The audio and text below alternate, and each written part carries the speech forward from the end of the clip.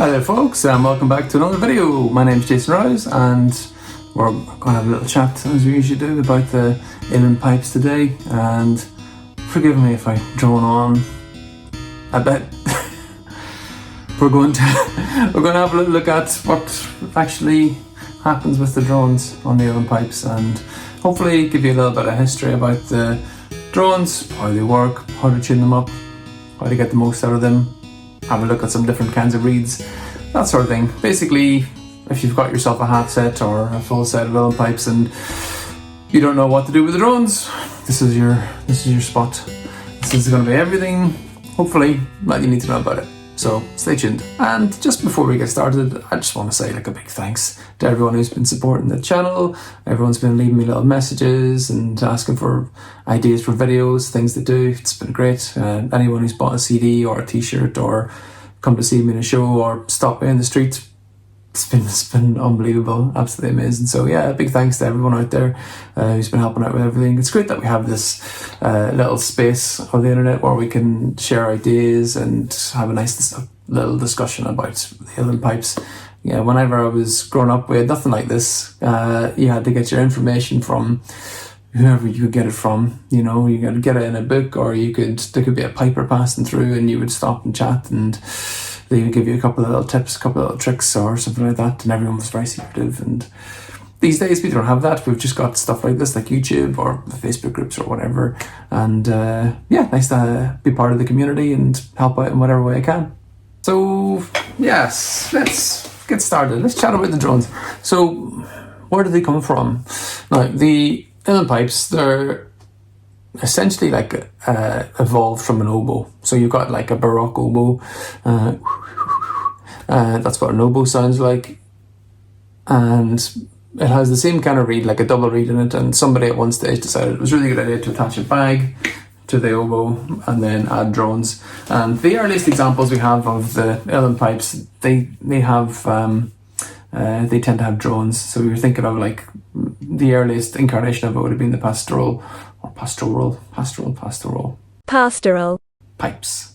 And that kind of thing had like a little foot joint at the bottom, which is more in line with an oboe. And at some stage that came off and we had played it on our knees and we played like the Uilleann Pipes. But the drones are always pretty much a part of it, and in some ways the bass drone is maybe the single greatest invention of the instrument. You know, for all its complexities and weirdness and everything, the fact that the bass drone is able to like loop around within itself and then pop out the other end, and you have an extra long drone with a nice deep rich sound, but it's also quite compact.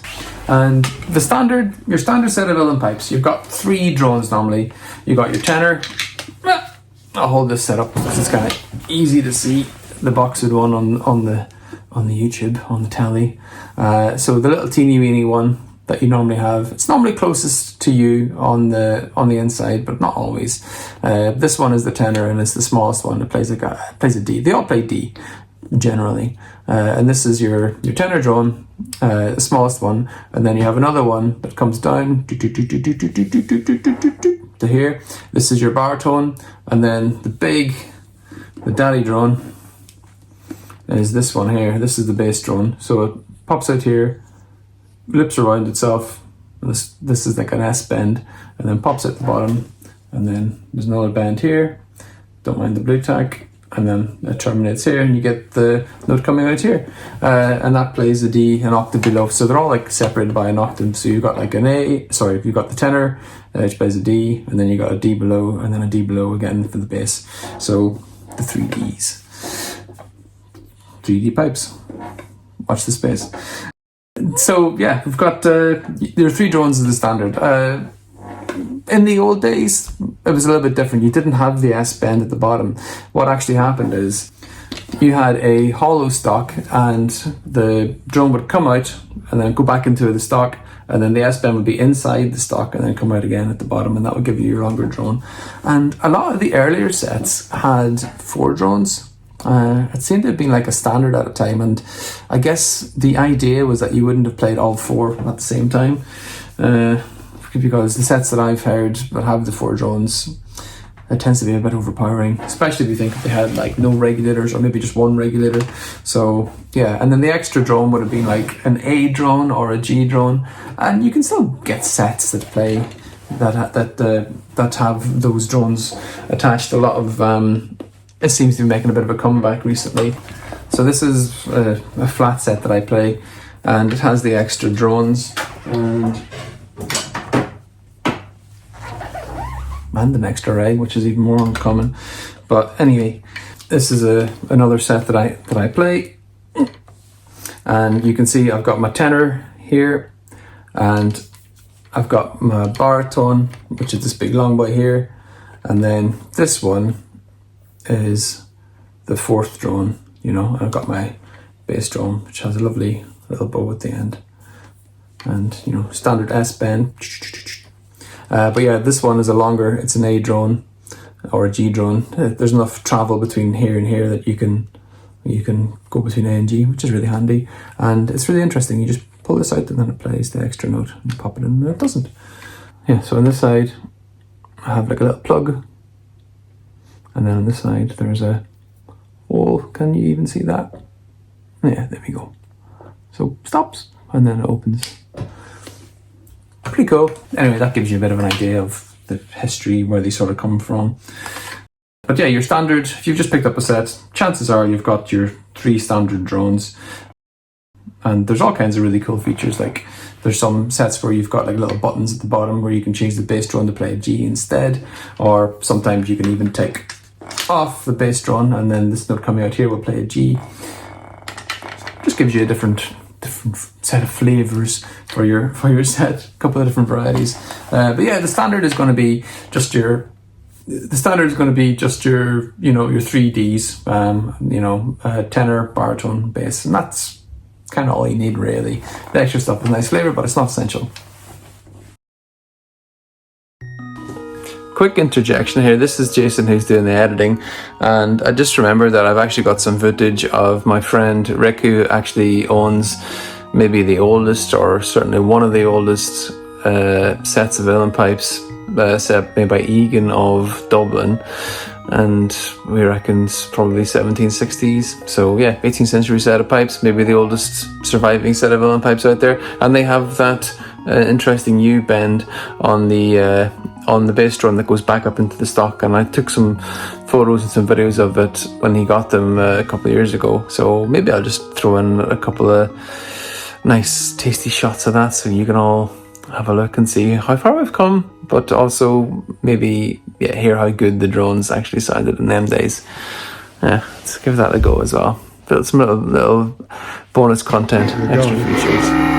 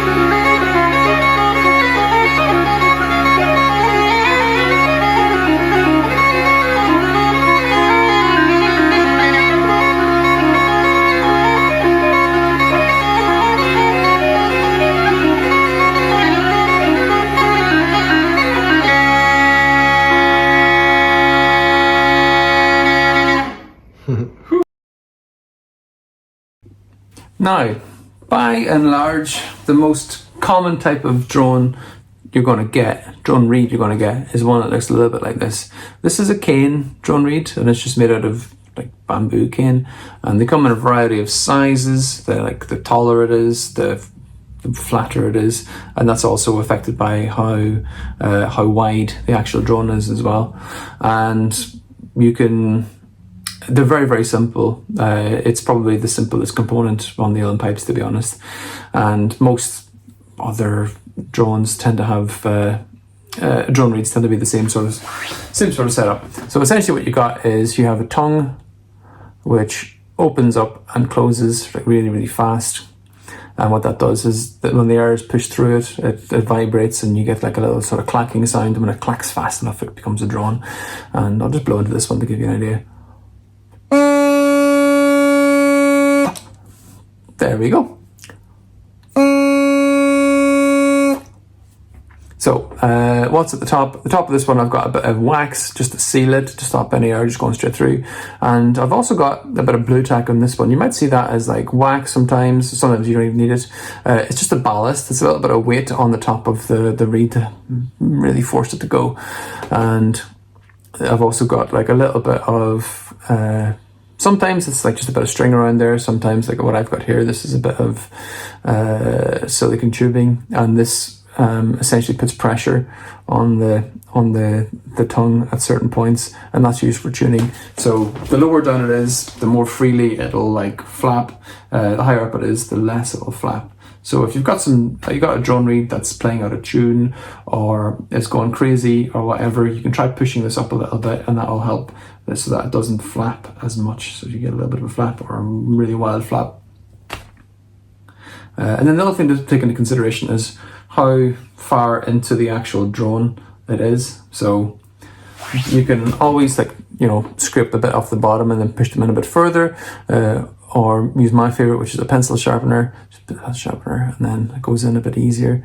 And that's also used for tuning. So if you've got a drone that's not playing in tune, if when you're playing it, it's too sharp, you can flatten it by pulling the thing out. And if it's the other way around, you can push it back in. Nice and easy. Yeah, and then this little part here, most drones come in two components. You've got the bit that goes into the stock and the bit that pops out at the bottom. And the further in it goes, the sharper it is. And then the further down, the further down you go, the flatter it is. So that's kind of flat. That's really sharp. Somewhere in the middle is probably where this one likes to live. Now, let's talk about a different type of drone reed. What we have here is a synthetic reed. This is made by a company called Easy Drone, and you might find this a bit of a shock if you've read anything about them online, but I'm actually a big fan of these. I think they're absolutely fantastic, and I used to think that they were terrible, and then we had a really famous piper, one of my favourite pipers, when I was growing up, came and did a gig for us here and played a beautiful set of pipes, and they were incredibly in tune. He just went on stage, straight on, and then that was it. Away he went. And I was like, I love the sound of your drones, and they're so steady and everything. And he was like, don't tell anyone, but they were Easy Drone reeds. So I went out and got some. So that's why I'm not saying who it is. I went out and bought some, and they're not for everyone. They take a bit of work, and you kind of need to know what you're doing. But you can get incredible results with them. So I use these I've used them in a few of my sets actually, and they are just fantastic in terms of once you've got them perfect wherever you want to go, you don't need to touch them.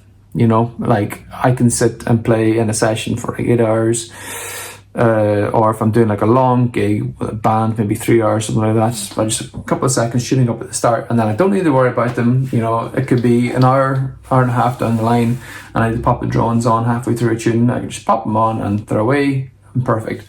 So this is why I like them. Now these ones here, I can't actually remember what the outside material is. It's probably plastic or something like that. It looks kind of like wood, but it's not wood, I'm pretty sure. It's plastic, and then there's like a plastic tongue, and this one, they do the same thing as the other reeds. You got a tongue that sort of flaps and flaps and flaps. This time the tongue is plastic, and then the tubing itself is plastic. And so it's not actually made out of wood. With the Easy Drone reeds, there's a few caveats. If you don't know what you're doing, you're probably not going to be able to get a good sound out of them regardless. Now, the other thing is they don't fit a lot of sets, so your mileage may vary. The biggest stinker out of them is the tenor, and I've actually bust a couple of them trying to get them to fit my set.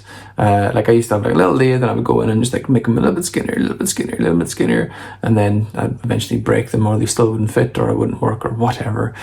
So the tenors typically don't fit most sets. But if you've got a set where the tenor can fit, that's great. Don't try and modify your set to make the drones fit. Please don't do that. But if you want to play around with the drones and see if you can get them to fit, you can do that as well. And it's the same sort of principle, you know, the air goes in through. Just because it's upside down, it doesn't matter. You can actually get cane reeds that are upside down as well, that's fine.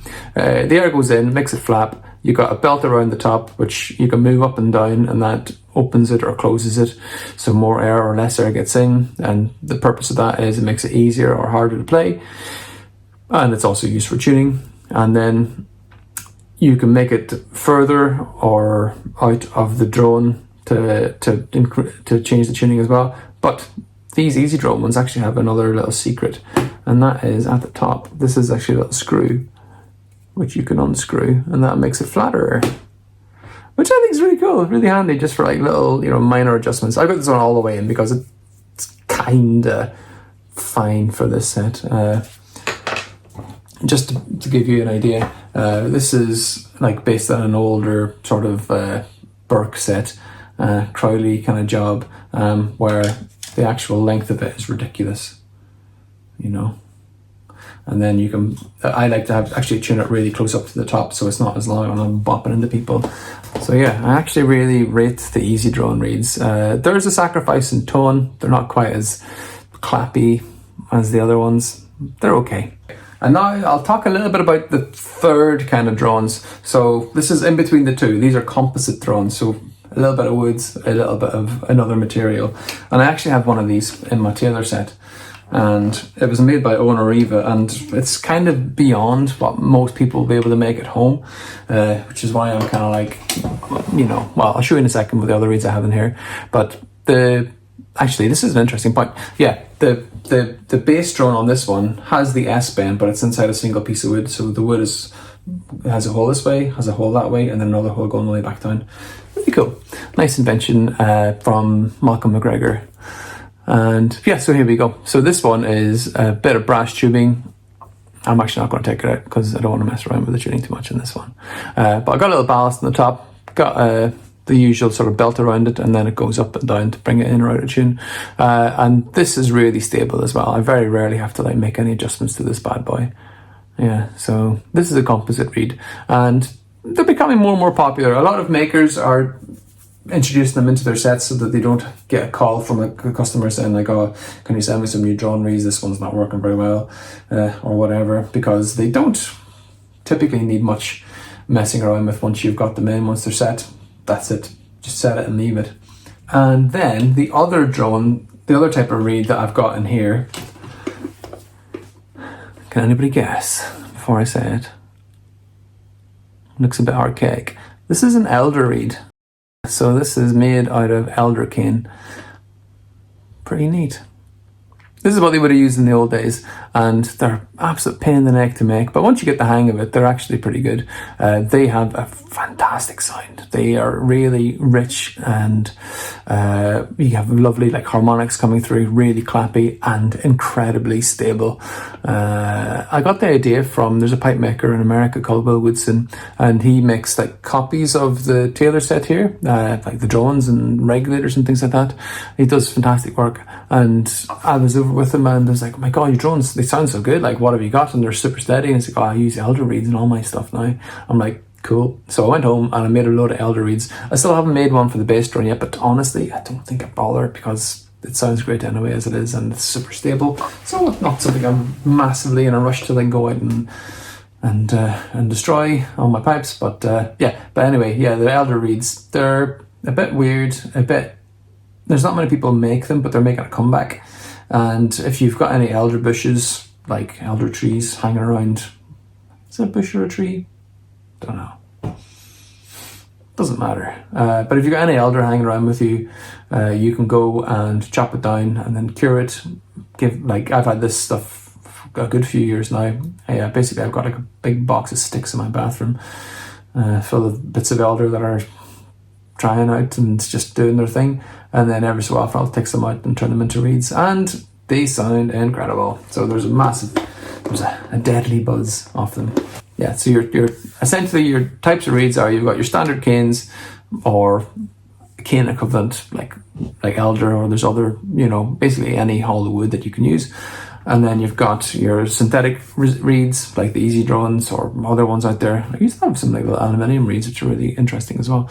And then your other option is somewhere in between, like your composite reeds. So one part of it is like a metal or plastic or whatever, and then the other part is the cane, typically the flapper, the tongue. There we go. But yeah, it doesn't matter. They all give you the same kind of result. They all play the note. Sometimes you get different richness, different tones, different harmonics, easier to play, harder to play, more in tune, more tuning up. But at the end of the day, they all give you that beautiful, lovely, like velvety carpet for you to put your beautiful, lovely notes over the top. And now let's talk a little bit about tuning up. Okay, and welcome back to the tuning corner. You can still kind of see me? Okay, good. Now, it's good to have like a standard like practice for tuning, like as much, so every time you put your pipes on, tune up your drones the same kind of way. Now I'm going to show you how I do it, but there's lots of different ways, and you can sort of make up your own kind of little variations, and however you want to do it, as long as you are consistent in how you tune up, and you get your pipes in tune, and you get the sort of same results every time. Now, you can either tune to the chanter or you can tune to a tuner. It's really up to you. Sometimes you might find it easier just to whip out a tuner on your phone, see if you can get a D and a D, and then away you go and blast. If you're playing with other people, that kind of makes sense, but if you're playing by yourself, maybe not, because your chanter might be sharp or flat whenever you start playing it, and it might not be in tune with the drones, and then as you start playing, your chanter will warm up and it'll become a bit sharper or whatever, and then you have to tune your drones again to it. So you don't always want to rely on using a tuner. But if you're new to the instrument and you can't hear the levels and you can't hear the beats whenever it's out of tune, a tuner is fine for now. Now, actually, before I put this in, I'll show you a little trick. So, if your chanter has like a stopper at the reed cap, so if you've got like a little lever here or a button or whatever, sometimes you can stop the air going into the chanter for tuning the drones with your hands free.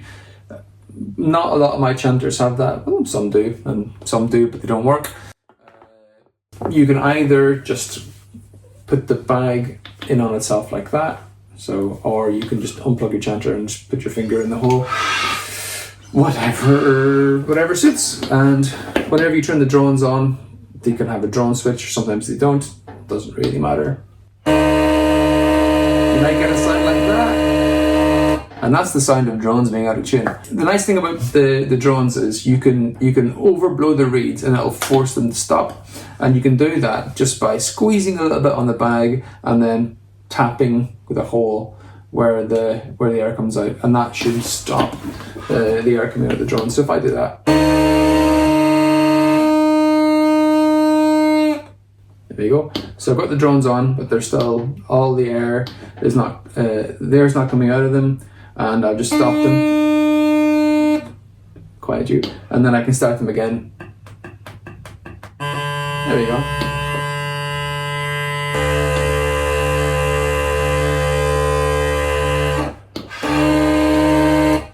Now, you're probably used to that sound of drones we get out of tune, so this is what we're all about today. We're going to get tuned up. You can't really play a D note on the chanter and tune the drones at the same time because you need two hands for it. Now, this is where it gets tricky. So typically what you do is you play a note on the chanter, and I'm going to actually ask people to try and play around and see what works, because sometimes an A is the best way to do it and sometimes a G, so A or G note. And bear in mind that when you lift your hand off to tune it up, the note will, the actual the tuning of the note will change. So here's like an A with like one finger off, and here's an A when I take all my fingers off.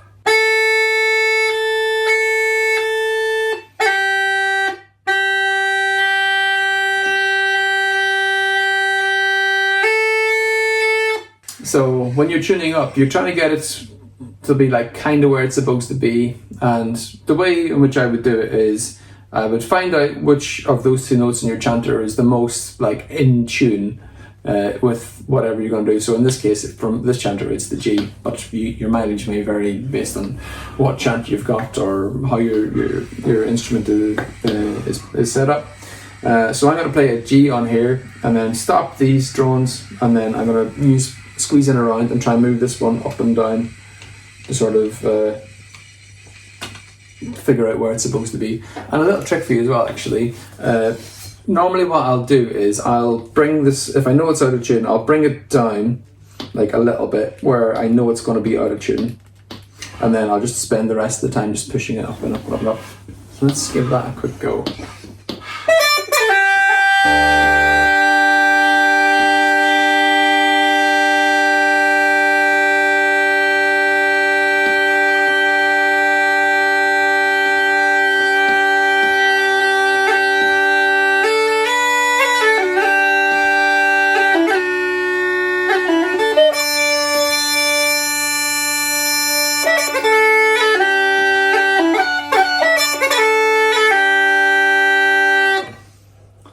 Kind of where I wanted to be, and it's a good idea as well to play around with like the notes on the chanter, you know, play it against like a D or the bottom D or maybe something in the upper octave. Bear in mind, like if you're not sure about this, use a tuner, because it'll tell you which notes are kind of where, you know, they really should be, and you'll probably notice like that the upper octave A might be sharper than the lower octave A or things like that, or maybe it's still the way around.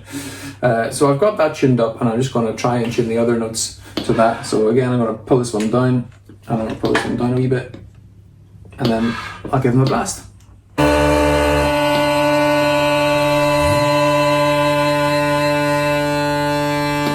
And what I'm listening for there is where the beats go, and so it's like this, so it's the same note that goes the whole way through. And then with what I'll do now is I'll turn off the middle one and tune the big boy to the little one.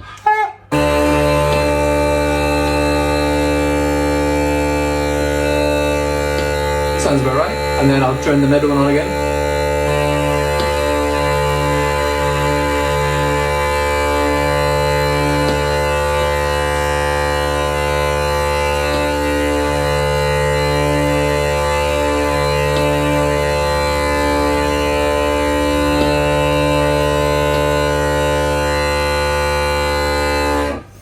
There we go. So now they're lovely in tune for now, and I'll play them for maybe 5 minutes, 10 minutes, and then do the same process again, and then another 5-10 minutes, and then the same process again, and that's normally them for the rest of the evening, or unless I'm playing so like a lot longer. But it's good just to, once they're played and they sound kind of in tune, play them against the chanter, because the balance is going to be a little bit strange as well.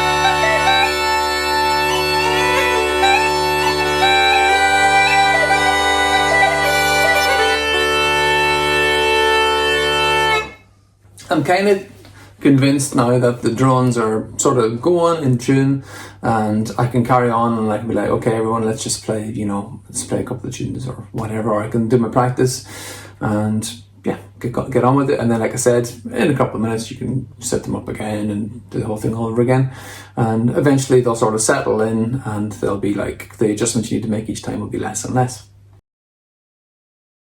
Now that we've moved Back from Tuning Corner. I just want to give you a few like best practices about playing drones. You probably shouldn't try the drones until you've got like a bit of a hang of the chanter. So until you can like play a couple of tunes and be like quite confident in, you know, where your fingers need to be, because once you introduce drones, it's all going to go out the window. Sadly, that's the truth. And even more so with regulators, but that's for a different video, I think. The main thing you want to be careful of is driving the bag with the bellows. Until you're really comfortable with how your bellows and your bag works, you probably shouldn't be turning your drones on. So you want to have a nice steady method on the bellows. You know, you're putting the air into the bag, and then the bag is playing the chanter and playing the drones. You don't want to be like playing for a bit and then whoosh with the bellows coming in, because that will drive the drones crazy. So you want to keep it nice and steady. And if you've just got drones and you want to play around with them and see how you can get on with it, just turn them on. See if you can play just like steady like that, you know. So if you're ever asked to sit in with like a singer or something, they might be like, "Oh, can you give me a drone?" or whatever. And then if you don't know how to keep your drone steady and balanced, then you'd be like,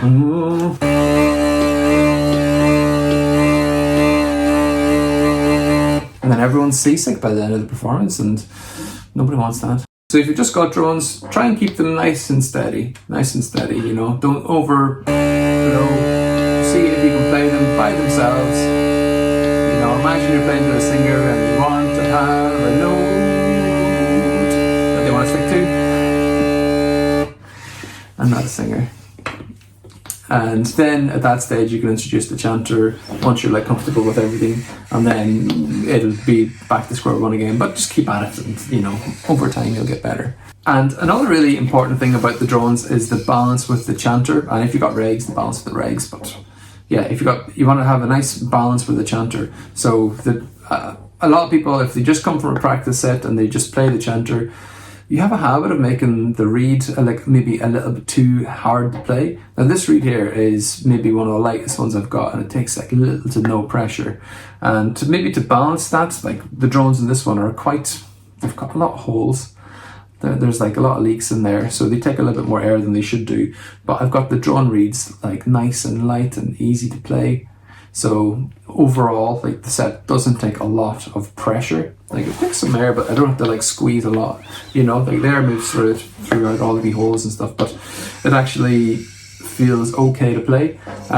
So what you're looking for is the chanter and the drones to be balanced with each other, and you can do some little tests as well. Like I know for a fact that the tenor drone on this one could be better. Like the reed in it could be better, because when I'm playing it, that's the one that tends to waver the most. Like if I turn this on now,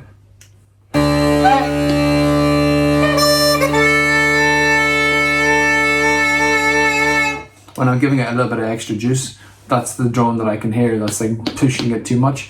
And you can find it out as well just by like getting a bit of blue tack and stopping them off, and then which drone is taking the most air, which one is the least air, and then try and get them to balance out in the middle. And again, doing that just by moving like the silicone or whatever, the tape you've got up and down, seeing if that helps somehow.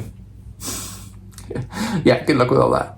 It's tricky, but it's worth it, because once you've got it, you don't really need to touch it afterwards, so that's handy. And it's hard to give like a proper like comparison between all the different sets, really, the different types of drones, because the dimensions of the sets, like the bigger the hole or whatever, it all makes a big difference. But just to maybe give you a little bit of an idea, I'll play this Leo box with set here with the cane drones. I'll play the Taylor with the Elder and the Composite, and then I'll play the Ronan Brown set with the Easy drones and one cane drone in there in the tenor. Let's have a listen. I'll take the tenor off.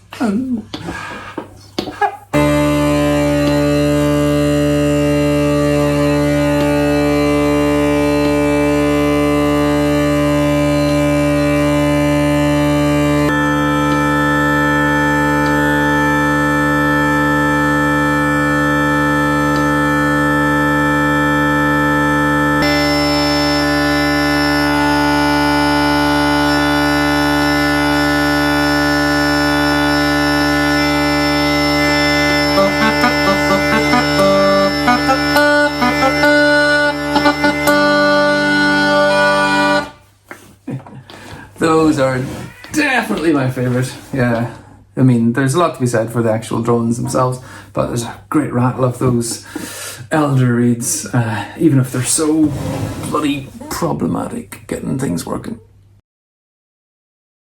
And there you have it, really. What was your favourite? What did you prefer? What sounded the best? In the room, the Taylors definitely sounded the best. They had the biggest, like, you know, just wow, incredible sound off those drones. For playing gigs, for, you know, if I'm playing with a band or I'm doing like a really long session, it's hard to beat the composite ones. They're just, you know, plug and play, as they say, you know, turn them on and crack on, really, you know. Yeah, as much as I love the Taylor drones, they are fiddly. And yeah, so I hope that's kind of everything about drones, like aside from actually making drone reeds and learning how to do them. That should give you enough to keep you going. And if, like I said, if you've just got a set of drones and you're not sure what to do, maybe this video is going to help you out a wee bit.